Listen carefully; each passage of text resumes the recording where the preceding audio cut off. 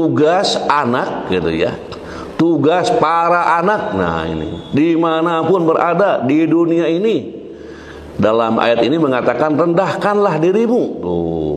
Jadi anak itu jangan parakatang-tang, parakateng-teng ya, pelutat polotot, tidak boleh itu. Rendahkanlah dirimu terhadap keduanya dengan penuh kasih sayang, dan ucapkanlah gitu ya, doa yang sering kita ucapkan, mendoakan, memohon ampun untuk diri sendiri dan untuk orang tua. Doanya sudah pada hafal, Rabbighfirli wali walidayya warhamhuma kama rabbayani shaghira. Mudah-mudahan diamalkan terus. Selanjutnya hadirin wal hadirat rahimakumullah, kita melihat dari sisi para mufasir. Gimana ini pendapat para mufasir tentang ayat yang kita baca. Tafsir Al-Muyassar mengatakan, dan bersikaplah kepada ibu bapak dan bapak-bapakmu dengan merendah dan tawadu sebagai bentuk sayang kepada mereka.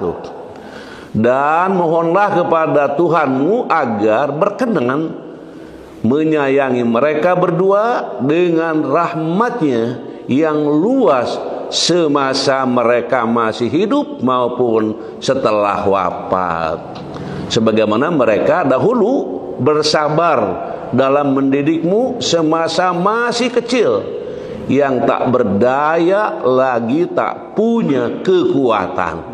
Nah, digambarkan bagaimana lemahnya anak yang perlu bimbingan, kasih sayang orang tua, mendidik, mengantarkan, membimbing, mengarahkan.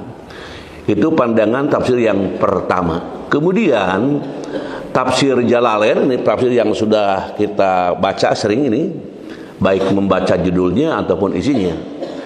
Dan rendahkanlah dirimu, dan rendahkanlah dirimu terhadap mereka berdua, artinya berlaku sopanlah kamu. Tuh, gitu maksudnya.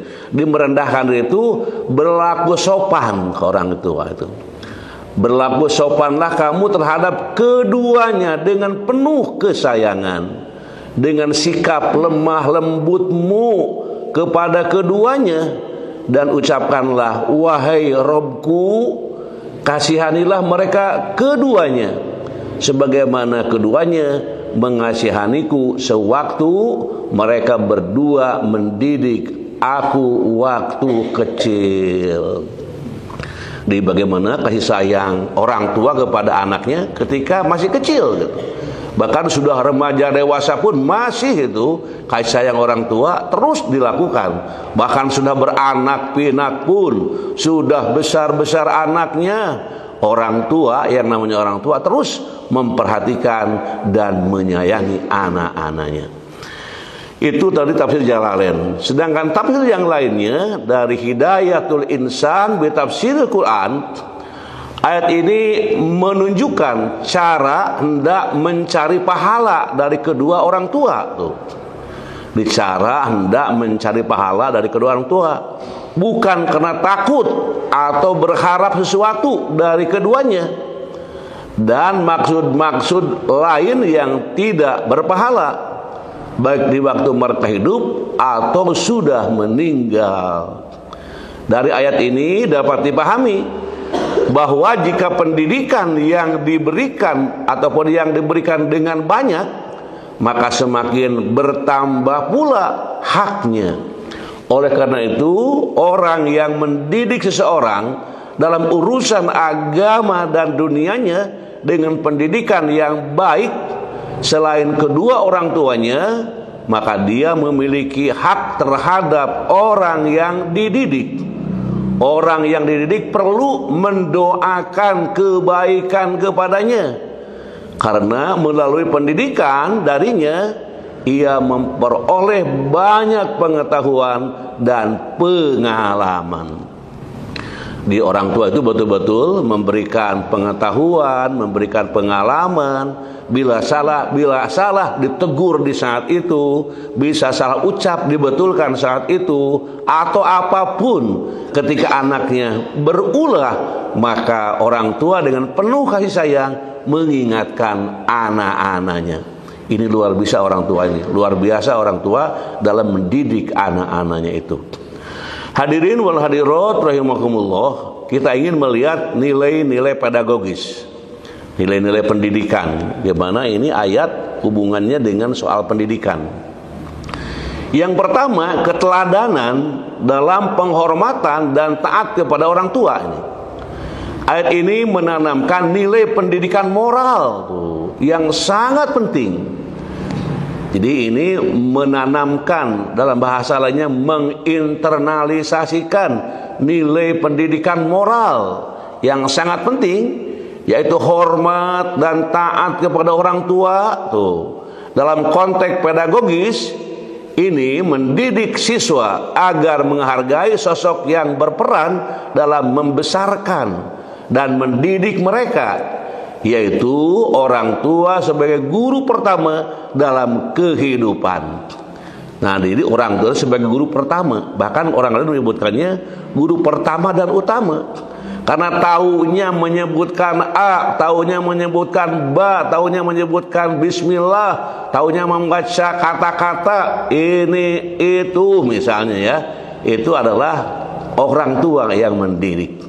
Makanya orang tua itu tanggung jawab terhadap anak-anaknya, supaya anak-anaknya tidak menjadi anak yang cerdas saja, tapi bermoral, beretika, bersusila, berakhlak, beradab. Nah, ini keteladanan orang tua menjadi penting dalam menanamkan hal-hal yang diungkapkan tadi.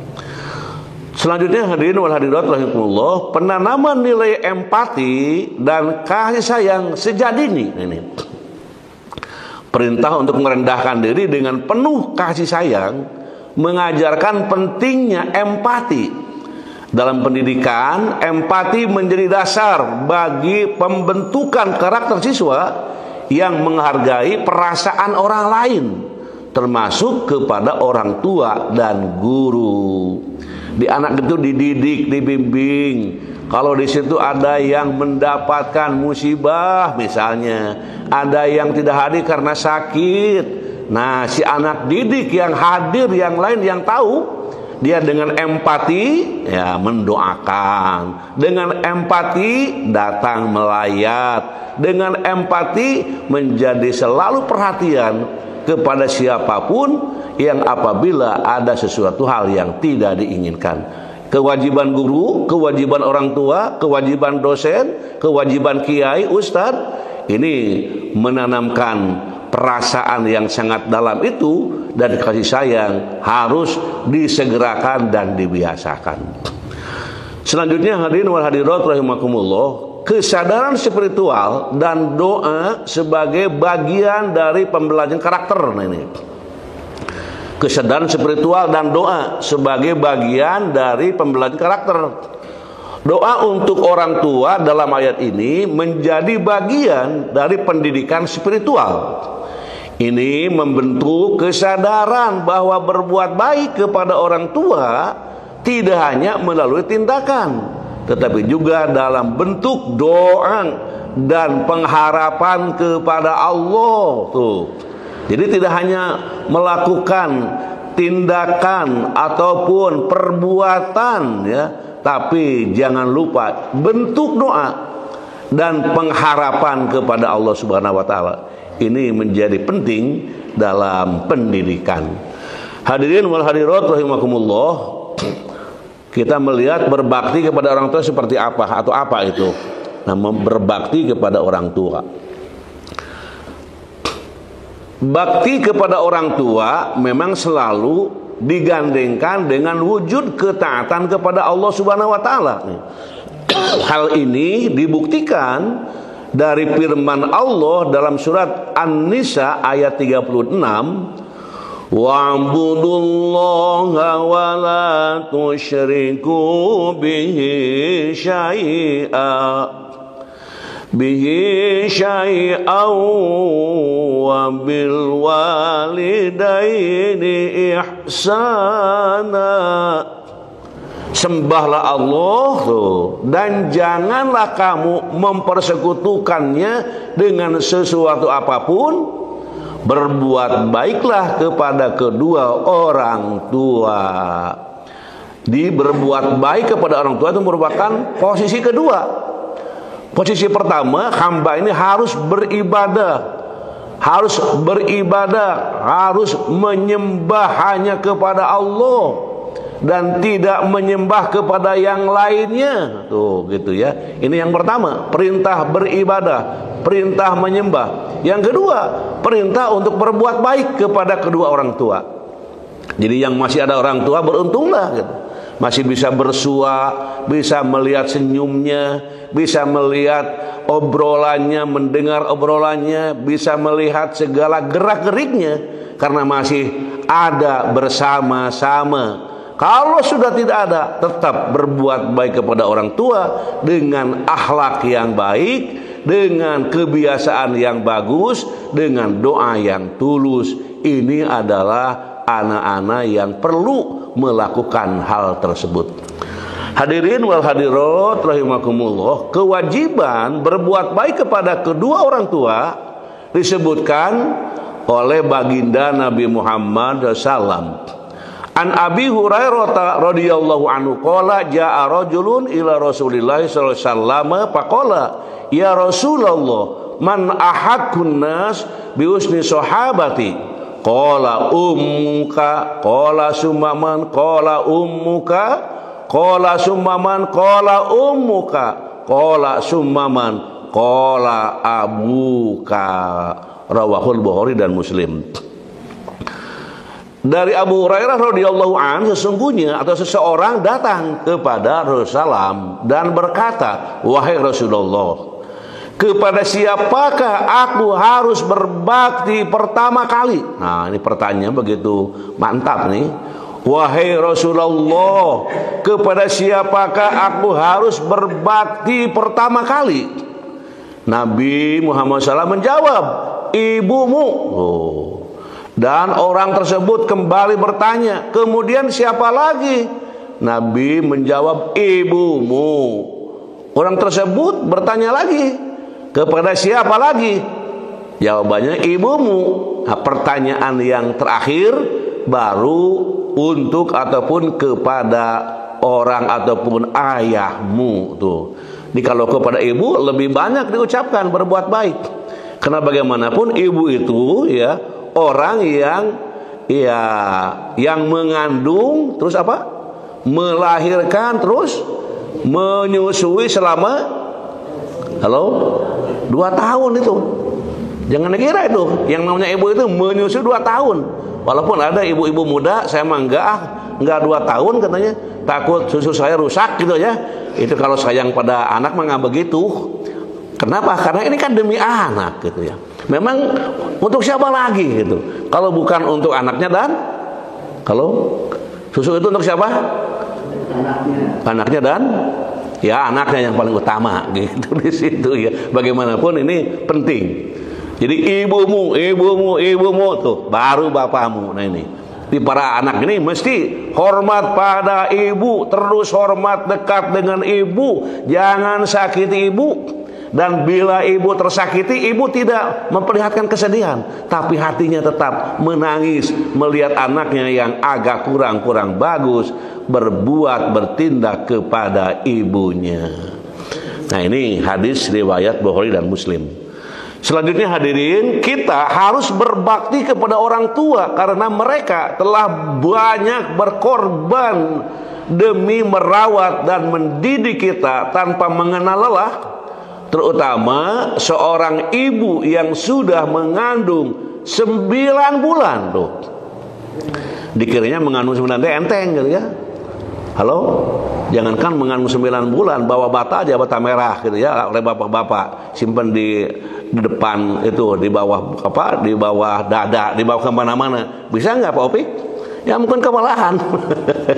Ibu mah 9 bulan, masya Allah. Dari mulai 4 bulan, 5 bulan, 6 bulan, Masya Allah, sampai melahirkan pun dengan penuh kesusahan, dengan penuh kepayahan, tapi tetap ibu memperlihatkan kesungguhan dan ketulusan. Bahkan ketika anaknya sudah lahir, ibu begitu capek, susah melahirkan, dan perawat ataupun bidan membawa si anak itu, memperlihatkan kepada ibunya, lihat bu, anak ibu itu begitu cakep, ganteng, hebat, sehat. Bagaimana ibu yang sedang merasa sakit itu semuanya hilang sakitnya. Kenapa? Kan terhibur dengan ucapan-ucapan yang disampaikan oleh orang-orang yang ada di sekitarnya.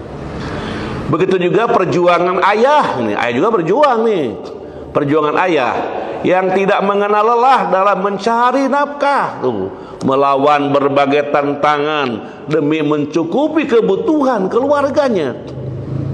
Memang ayah kelihatan tenang-tenang aja, ibu itu gelisah gitu ya. Jasa orang tua tidak bisa kita bayar dengan apapun, karena jasa mereka terlalu banyak.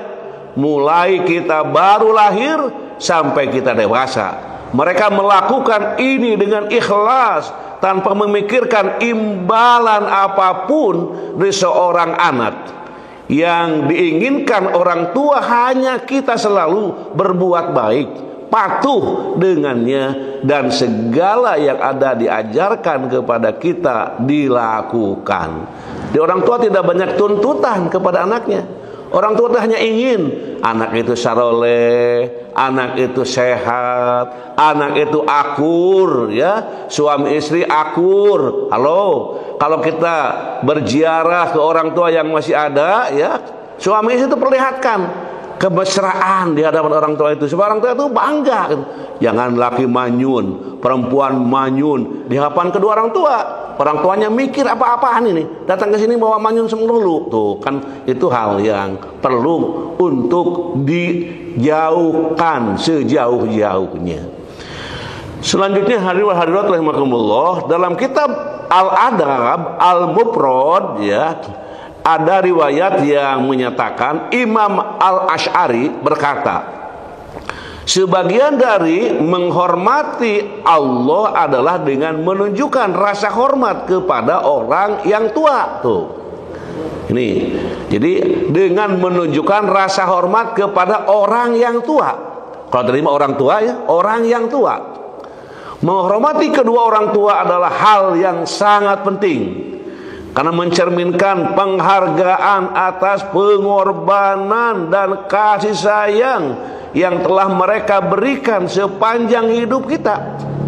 Sikap hormat kepada kedua orang tua memberikan dampak positif terhadap segala aspek kehidupan, serta kita memperoleh berkah dan doa yang baik dari mereka yang mengantarkan keriduan kepada Allah.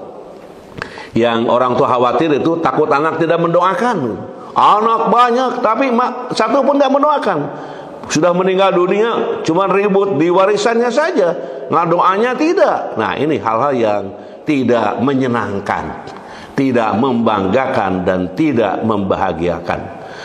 Hadirin wal hadirat rahimakumullah, Allah berfirman, wa wassaynal insana biwalidayhi hamalathu ummuhu wahnan ala wahnin wa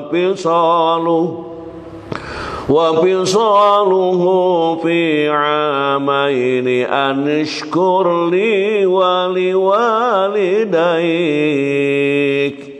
ilayyal masir. Kami mewasiatkan kepada manusia, coba ini, kami mewasiatkan kepada manusia agar berbuat baik kepada kedua orang tuanya. Ibunya telah mengandungnya dalam keadaan lemah yang bertambah lemah, dan menyapinya dalam 2 tahun.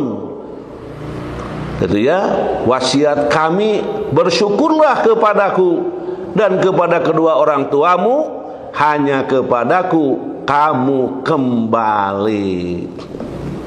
Jadi di sini ada wasiat, ada amanat yang sangat tegas ya, supaya manusia berbuat baik kepada kedua orang tuanya. Walaupun tidak sejalan dalam perjalanan hidupnya, tidak sejalan, tetap hormat harus gitu. Jangan kena beda itu, beda ini, beda penampilan, beda keadaan. Ibuku agak-agak miskin, aku kan kaya-kaya. Gak boleh begitu. Kamu kaya dari mana itu? Itu dari doa orang tua itu. Walaupun orang tuanya tetap seperti orang yang miskin, tapi hatinya begitu kaya, begitu luas, karena ingin anak-anak ini sukses dan berhasil, sukses di dunia dan sukses di akhirat. Makanya mudah-mudahan anak kita yang kadangkala jarang berdoa, mereka diberi hidayah dan taufik oleh Allah untuk menjadi anak yang selalu mendoakan kedua orang tuanya. Hadirin wal hadirat rahimakumullah, kita harus menjaga ridho kedua orang tua kita. Nah ini, kita harus menjaga ridho kedua orang tua kita. Janganlah sampai mereka murka, karena ridho dan murka Allah bergantung kepada kedua orang tuanya. Sehingga janganlah kita mengabaikan keduanya tuh. Jadi janganlah sampai mereka murka, karena ridho dan murka Allah bergantung kepada kedua orang tua. Ridhollahi fi ridhol walidaini wa sakhatullahi fi sakhatil walidaini. Ridho Allah Subhanahu wa taala bergantung dari ridho kedua orang tua, dan kemurkaan Allah Subhanahu wa taala bergantung dari kemurkaan orang tua. Oh, gitu. Jadi kalau ingin diridhoi oleh Allah, maka carilah jalan untuk orang tua ridho pada kita. Misalnya mau bisnis, misal ya, ngomong dulu sama orang tua, mama, papa, ini mau berangkat untuk mencari rezeki bisnis mama. Mudah-mudahan mama mendoakannya, bapak mendoakannya dan meridhoinya. Kata orang tuanya, silahkan berangkat. Kami ridho Anda untuk berupaya, berusaha, dan mudah-mudahan usahamu sukses. Kalau mungkin mahasiswa sebelum berangkat bicara, walaupun orang tuanya ridho, kamu berangkat kuliah, tapi sebelum berangkat Anda ngomong dulu, papa, mama, saat ini aku akan berangkat ke Bandung dan akan kuliah di Anu, mohon ridhonya dan doanya mama, papa. Masya Allah, ini anak yang membanggakan. Ketimbang anak mau kuliah berpet lompat, lari dan lari, mau melakukan sesuatu, gak ada kata-kata, gak ada WA, gak ada SMS, dan gak ada call-callan, gak ada. Nah ini bagaimana nih? Anak itu kan nanti ditanya sama orang tuanya, kemana sih itu? Sudah usaha, gimana usahanya? Nah makanya hati-hati para anak kalau supaya tetap jaga perasaan orang tua. Selanjutnya hadirin wa hadirat rahimakumullah, keutamaan berbakti kepada orang tua. Apa sih keutamaan? Seperti apa keutamanya? Kita lihat amalan yang dicintai oleh Allah. Sa'altu Rasulullah sallallahu alaihi wasallam ayul amal ahabu ilallah, qala as-salatu ala waqtiha. Qultu summa ayun, qala summa birrul walidaini. Qultu summa ayun, qala summa jihadu fi sabilillah, qala haddasani bihinna walau istazatuhu lazadani. Arti dari hadis tersebut, aku bertanya kepada Rasulullah. Jadi aku bertanya kepada Rasulullah, amal apakah yang paling dicintai oleh Allah? Rasul menjawab, salat pada awal waktunya. Wah, ingat, awal itu apa? Awal? Ya bahasa Sunda nama durcong, cina gitu gini ayah ya, orang Sunda suka ngomong gitu. Jadi tidak dinanti-nanti lagi. Karena kadang-kala waktu sholat sudah tiba, nonton sinetron belum selesai, terus saja tungkul-tungkul di situ. Nah ini tidak termasuk amalan yang dicintai. Sedangkan amalan dicintai kalau adzan sudah berkumandang, sedang berkumandang, mengingatkan waktu sholat sudah mulai tiba, maka bersiap-siaplah, bergegaslah, ambil air wudhu. Oh gitu ya, ambil air wudhu, kemudian di situ persiapkan untuk menunaikan sholat. Karena sholat pada awal waktunya merupakan amal yang paling dicintai. Kemudian apalagi? Nabi menjawab nih. Nabi menjawab apalagi? Berbakti kepada kedua orang tua. Aku bertanya kembali, kemudian apa lagi? Kemudian jihad fisabilillah. Ibnu Mas'ud mengatakan, beliau terus menyampaikan kepadaku amalan yang paling dicintai oleh Allah. Andaikan aku meminta tambahan, maka beliau akan menambahkan kepadaku. Jadi berapa tadi? Halo? Ada berapa? Ada 3. Satu apa? Sholat di awal waktu. Terus yang kedua apa? Berbakti kepada orang tua. Yang ketiga, jihad fisabilillah. Itu apa? Itu amal yang paling dicintai. Dihormat pada orang tua, sayang pada orang itu amal yang paling dicintai. Luar biasa. Selanjutnya hadirin wal hadirat rahimakumullah, memperoleh doa mustajab orang tua ini. Salasu da'awatin yustajabu lahunna la syakka fihinna da'watul mazlum wa da'watul musafir wa da'watul walidi li waladihi. Tuh. Ada 3 doa yang mustajab. Yang mustajab yang cepat dikabul. Tidak ada keraguan akan hal itu. Doa orang yang terzalimi, doa musafir, dan doa orang tua untuk kebaikan anaknya. Makanya ketika orang tua masih ada, bangga itu. Dan selalu datang minta doanya. Mau kuliah minta doanya, mau apa itu minta doanya. Termasuk segala sesuatu orang tua diminta doanya. Kenapa? Karena orang tua mustajab doanya. Dia ada beberapa hal yang mustajab ketika berdoa dengan tidak ragu-ragu. Yaitu yang pertama, orang yang terdolimi. Awas, kalau ibu bapak terdolimi, hati-hati berdoa. Misalnya menyakitkan, terdolimi, doanya apa? Doanya, ya Allah, semoga yang mendolimi aku diberikan kesadaran, diberikan hidayah dan taufik, supaya selamat dunia dan akhirat, ya Allah. No, gitu ya. Kepada orang yang terdolimi, jangan dibalikan lagi kedolimannya. Kamu ini kurang ajar, nah ini nggak bener gitulah. Jadi doa itu akan diijab ketika itu orang yang terdolimi jadi orang baik. Nanti jadi sadar, aduh mohon maaf ya, saya dulu agak kurang beres sama anda ini. Kenapa? Mungkin berkat doanya tadi supaya orang yang mendolimi tetap dalam ya ridho Allah. Kemudian yang kedua, doa musafir. Musafir itu apa? Orang yang sedang bepergian. Nah misalnya sedang keluar kota nih, halo, ada yang tugas keluar kota. Bahkan sekarang para jamaah haji itu musafir, berangkat ke Mekah Al-Mukarramah, Madinah Al-Munawwarah dengan jumlah hari yang sekian panjang. Itu selamanya dia sebagai musafir. Maka bila ada teman kita, sahabat kita, kawan kita, boleh meminta didoakan. Doakan saya, karena anda musafir nih 40 hari di Mekah, Madinah, dan ke Indonesia lagi, supaya anak-anakku, anak-anak yang soleh, rezeki bertambah penuh berkah, panjang umur dengan penuh kebaikan. Bila wafat husnul khotimah. Boleh kepada orang yang sedang musafir. Ataupun dari Ciamis ke Bandung, itu kan musafir. Dari Jakarta ke Bandung, ataupun kemana kemarin? Halo? Dari Indonesia, dari Pulau Jawa, dari Bandung misalnya ke Bangka Belitung, ataupun ke apa tuh? Ke tempat lain. Ya, itu musafir. Silahkan. Makanya kalau ada orang yang bepergian kan suka fi amanillah, kita doa, nggak doakan. Nanti orang itu juga akan mendoakan. Dan orang tua untuk kebaikan anaknya. Pokoknya ucapan orang tua itu dan penjelasan lain. Doa orang tua diijabahnya seperti doa Nabi terhadap umatnya. Makanya orang tua itu sabar ya, melihat anaknya yang apapun itu anak aku, itu anakku, terus semuanya diperhatikan dan diperhatikan. Selanjutnya hadirin wal hadirat rahimakumullah, kita melihat bertambah rezeki dan umur panjang.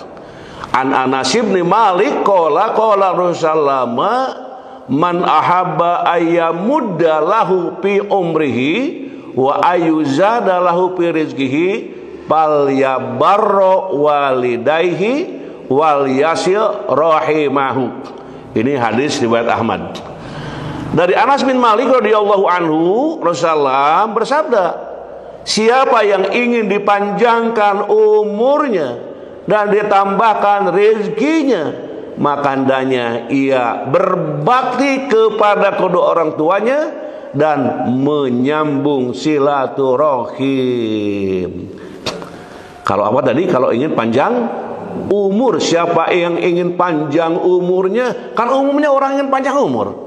Bahkan ngalagu juga ya, panjang umurnya. Kata yang panjang umur, repot panjang umurnya, mungkin begitu ya. Tapi yang masih muda terus saja ingin panjang umur. Bahkan sudah tua pun ingin panjang umur. Silahkan aja memohon panjang umur, tapi panjang umur dalam ibadah kepada Allah Subhanahu wa taala. Akan dipanjangkan umur, akan ditambah rezeki, gitu ya, dengan segala kemuliaan dan keagungan yang diberikan Allah kepada hambanya, karena mereka selalu menyambung silaturahmi dan berbakti kepada kedua orang tuanya. Nah, jadi penting berbakti kepada kedua orang tua dengan menyambung silaturahim. Jadi kalau pergi ke orang tua ingin berbuat baik, juga niat untuk silaturahim. Selanjutnya hadirin wal hadirat rahimakumullah, memperoleh surga Allah tuh. Ya Rasulullah, aradtu an agzuwa wa qad ji'tu astashiruka, faqala hal laka min ummin, qala na'am, qala fal jamha fa innal jannata tahta rijlaiha. Wahai Rasulullah, aku ingin ikut dalam peperangan, berjihad di jalan Allah Azza wa Jalla, dan aku datang untuk meminta pendapatmu. Maka Rasulullah bersabda, apakah kamu mempunyai ibu? Dia menjawab, ya Rasulullah. Bersabda, ya tetaplah bersamanya, karena sesungguhnya surga ada di bawah kedua kakinya. Jadi asalnya mau ikut perang gitu ya, karena ibunya masih ada, ya perang kamu itu udah ngurus ibu aja gitu. Ngurus ibu aja, itu nilainya besar dan itu memperoleh surga Allah. Para anak kalau berbakti kepada orang tua, hormat pada orang tua, itu jalan ke surga lebih mudah. Tapi kalau dimusuhi orang tua, dibentak-bentak dan sebagainya, itu jalan ke surga tertutup bagi anak yang tidak hormat kepada kedua orang tuanya. Selanjutnya hadirin wa hadirat rahimakumullah, penyesalan anak karena tidak berbakti kepada orang tua. Coba lihat. Yang pertama, menyesal kelak di hari akhir dan memperoleh azab. Walladzi qala liwalidayhi uffin lakuma ata'idanini an ukhraja wa qad khalatil qurunu min qabli wa huma yastaghisanillaha wa ilaka amin inna wa'dallahi haqqun fayaqulu ma hadza illa asatirul awwalin ulaika alladzina haqqa alaihimul qawlu fi umamin qad khalat min qablihim minal jinni wal ins innahum kanu khasirin. Namun orang yang berkata kepada kedua orang tuanya, nah hati-hati nih. Kalau sama orang bapak, tolong ambilkan itu sepatu ayah. Nyuruh aja ayah. Nah itu kata-kata dalam Al-Quran ini muncul. Nah kamu berdua, apakah kamu berdua memperingatkan bahwa aku akan dibangkitkan dari kubur, padahal umat-umat sebelumku telah berlalu. Sementara itu kedua orang tuanya memohon pertolongan kepada Allah seraya berkata, celaka kamu, berimanlah, sesungguhnya janji Allah itu benar. Lalu dia, anak itu berkata, ini hanyalah dongeng orang-orang dahulu. Mereka itulah orang-orang yang pasti karena ketetapan azab bersama umat-umat sebelum mereka dari kalangan jin dan manusia. Sesungguhnya mereka adalah orang-orang yang rugi. Terus yang kedua, yang selanjutnya, mendapat kehinaan. Sungguh terhina. Soal 3 kali nih. Sungguh terhina. Ada yang bertanya, siapa wahai Rasulullah? Beliau bersabda, sungguh hina seorang yang mendapat kedua orang tuanya yang masih hidup, atau salah satu dari keduanya ketika mereka telah tua, namun justru ia tidak masuk surga. Tuh gitu. Sungguh hina, tadi kan? Sungguh terhina. Itu anak yang tidak hormat, tidak merasa bangga dan juga mendoakan orang tuanya. Selanjutnya hadirin wal hadirat rahimakumullah, memperoleh hukuman yang sangat ketika masih di dunia sebelum kematiannya. Masya Allah. Kullu dzunub yuakhirullahu minha ma syaa illal baghya wa qati'ata rahim yu'ajjiluhu Allahu li sahibihi qoblal mamat. Semua dosa di akhirat ataupun semua dosa diakhirkan balasannya oleh Allah sesuai kehendaknya, kecuali dosa durhaka kepada orang tua. Dia akan menyegerakan balasan tersebut kepada pelakunya di dunia sebelum kematiannya. Kan ada orang yang kadang-kadang maju hente, mundur hente, hirupna kitu we. Jangan-jangan kurang hormat ke orang tua tuh. Ada orang tua yang datang mengeluh anaknya gini dan gitu. Gimana ini? Ya, itulah perjuangan yang harus diluruskan supaya tidak menjadi orang yang rugi dalam kehidupan ini, baik di dunia maupun di akhirat. Selanjutnya hadirin wa hadirat Allah, cara berbakti kepada orang tua gimana ini? Cara berbakti, pertama, senantiasa berbuat baik kepada kedua orang tua. Jangan membentak, jangan mengucapkan dan ucapkan perkataan yang baik. Kalau disuruh tidak akan melakukan, kata yang baik yang keluar. Hapunten, saya sedang ada tugas Papa, nanti ya selesai tugas saya lakukan. Mohon Papa ikhlas ya. Atau mau sekarang Pak? Nah gitu kalimatnya. Jadi ditawarkan juga, atau sekarang Bapak kan mikir, ya sok aja kerjakan dulu tugas, nanti yang Papa mah setelah tugas. Nah ini keriduan yang muncul. Yang kedua yang kedua senantiasa mendoakan kedua orang tua. Nah ini mendoakan orang tua. Apabila manusia meninggal dunia, maka terputuslah amalnya kecuali karena 3 hal, yaitu sedekah jariah, ilmu bermanfaat, atau anak soleh yang mendoakannya. Catatan, anak soleh itu bukan yang cerdas, yang pinter, yang hebat, tapi tidak mendoakan orang tuanya. Bukan itu. Jadi dia itu cerdas, dia itu hebat, dan selalu mendoakan orang tuanya. Dia itu kurang hebat, walaupun tidak hebat, tapi mendoakan orang tuanya. Nah ini doa orang tua menjadi kunci bagaimana seorang anak menjadi anak yang senantiasa dibanggakan oleh kedua orang tuanya. Hadirin wal hadirat rahimakumullah, di antara investasi terbesar orang tua adalah anak yang saleh, yang mau mendoakan kedua orang tuanya. Maka sebagian ulama menyatakan bahwa ciri-ciri anak yang saleh adalah anak yang mau mendoakan kedua orang tuanya. Karena doa anak kepada kedua orang tua sangat dinantikan, apalagi yang telah mendapati kedua orang tuanya meninggal. Maka doa kita sangat mereka tunggu sebagai bentuk bakti kita menjadi anak saleh, dan mereka memperoleh pahala jariah dari apa yang kita minta kepada Allah untuk kebaikan keduanya. Selanjutnya hadirin wal hadirat rahimakumullah, memperhatikan keadaan orang tua dan memberikan nafkah atau infak. Nah ini, jadi memberikan nafkah atau infak. Coba dilihat artinya, mereka bertanya kepadamu Nabi Muhammad tentang apa yang harus mereka infakkan. Katakanlah, harta apa saja yang kamu infakkan hendaknya diperuntukkan bagi kedua orang tua, kerabat, anak-anak yatim, orang-orang miskin, dan orang-orang yang dalam perjalanan dan membutuhkan pertolongan, kebaikan apa saja yang kamu kerjakan. Sesungguhnya Allah Maha mengetahuinya.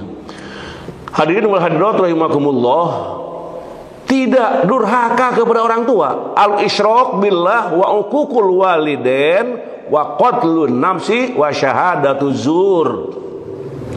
Dosa besar itu adalah syirik kepada Allah. Syirik itu menduakan Allah, durhaka kepada kedua orang tua, membunuh jiwa seseorang, dan sumpah palsu. Nah, ini yang dikatakan tadi itu ya dalam hadis, dosa besar itu adalah syirik kepada Allah tuh. Yang kedua, durhaka kepada kedua orang tua. Yang ketiga, membunuh jiwa yang tidak berdosa, dan sumpah palsu. Suka ada kan orang yang suka sumpah itu. Maka jangan dibiasakan sumpah kecuali kalau diperlukan dengan sangat bersyarat dan sebagainya. Selanjutnya hadirin rahimahullah, kisah teladan. Kisah teladan. Kita lihat salah satu kisah sahabat Nabi yang durhaka kepada orang tua yang paling terkenal dalam sejarah Islam adalah kisah Alqamah bin Qais. Dia terkenal karena sesungguhnya dalam beribadah selalu melaksanakan salat, berpuasa, dan sangat dermawan kepada sesama. Namun di balik semua ibadahnya terdapat satu kekurangan besar yang merugikannya, yaitu kurangnya perhatian dan penghormatan kepada ibunya. Diriwayatkan bahwa suatu hari Alqamah jatuh sakit parah. Saat kondisinya semakin memburuk, para sahabat berusaha membantunya mengucapkan syahadat, pernyataan iman sebagai persiapan menjelang kematiannya. Namun yang terjadi selanjutnya sangat mengejutkan. Alqamah tidak bisa mengucapkan syahadat. Asyhadu alla ilaha illallah, kata yang nungtun, dia berat gitu, mulutnya nggak bisa, seolah ada sesuatu yang menghalanginya untuk melakukannya. Melihat hal ini, para sahabat segera pergi menemui Nabi Muhammad SAW untuk memberitahukan kepada Alqamah. Nabi kemudian bertanya, ya, apakah Alqamah memiliki masalah dengan orang tuanya, khususnya ibunya?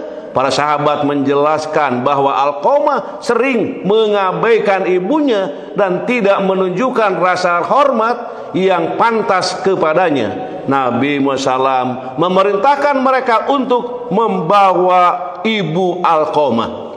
Ketika ibu Alqamah tiba, Nabi menanyakan hubungan antara Alqamah dan ibunya. Sang ibu mengakui bahwa meskipun Alqamah adalah seorang muslim yang taat, dia sering mengabaikan dan memperlakukannya dengan buruk. Nabi Muhammad SAW kemudian memberitahukannya bahwa kebaikan dan pengampunannya terhadap Alqamah sangat penting agar Alqamah dapat mengucapkan syahadat pada saat kematiannya. Awalnya ibu Alqamah merasa terluka oleh sikap anaknya dan enggan untuk memaafkannya. Namun dengan dorongan dan nasihat dari Nabi, akhirnya ia melunak dan setuju untuk memaafkannya. Setelah dia memaafkannya, Alqamah pun akhirnya bisa dengan mudah mengucapkan syahadat sebelum meninggal. Kisah Alqamah mengandung pelajaran penting tentang perlunya menghormati dan berbuat baik kepada orang tua. Ketakwaan dalam beribadah kepada Allah tidaklah sempurna tanpa kebaikan kepada orang tua. Taat dan berbuat baik kepada orang tua adalah salah satu perintah utama dalam Islam. Kisah ini menunjukkan bahwa ketakwaan seseorang dalam beribadah kepada Allah bisa terhalang oleh perlakuan buruk terhadap orang tua. Ketaatan kepada orang tua adalah salah satu hal yang paling dicintai oleh Allah, dan ridho Allah atau ridho orang tua memiliki dampak yang besar terhadap kehidupan dan kematian seseorang. Hadirin wa hadirat, itulah kajian, dan pada slide akhir kita ada doa ini. Mungkin doanya sudah biasa. Rabbirhamhuma kama rabbayani shogiro. Wahai Tuhanku, sayangilah keduanya sebagaimana mereka berdua menyayangiku ketika mendidik aku pada waktu kecil. Itulah kajian kita pada pagi hari ini. Kita bersyukur kepada Allah Subhanahu wa taala. Mudah-mudahan apa yang kita bahas bersama menjadi tambahan informasi, tambahan ilmu bagi kita, terutama dalam menjalani tugas kehidupan sehari-hari.